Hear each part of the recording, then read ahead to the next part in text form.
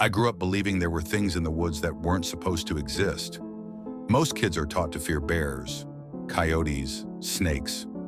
My grandfather taught me to fear something else, something older, something that didn't belong in any field guide, something he called the child-abites. I still don't know why he chose to call them that.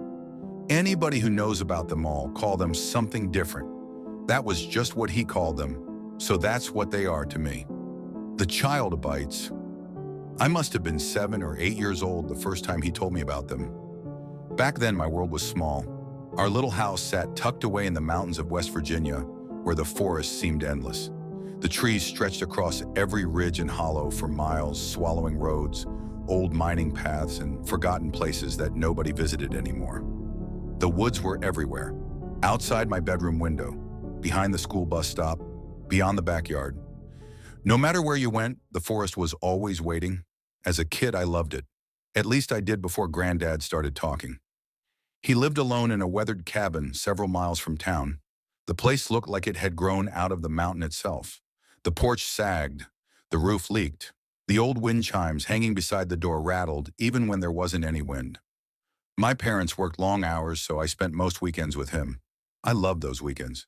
We'd fish in the creeks, walk old logging roads, sit on the porch drinking sweet tea while he told stories about growing up in the mountains. Most of his stories were harmless. Stories about hunting deer, stories about old coal miners, stories about floods and snowstorms. Then there were the stories he only told after dark, the child-abite stories. The first time he mentioned them, the sun had just disappeared behind the mountains. The forest beyond his property had turned black. Not dark, black.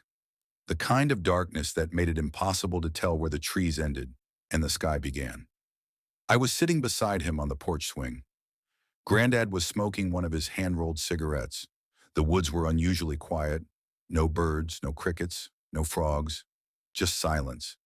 He stared into the darkness for so long that I finally asked what he was looking at. His answer made my stomach drop. "Making sure they ain't out there." I laughed. "What?" "The child-abites." The smile disappeared from my face when I realized he wasn't joking. I remember looking toward the woods, then looking back at him. "What are child-abites?" He took a long drag from his cigarette.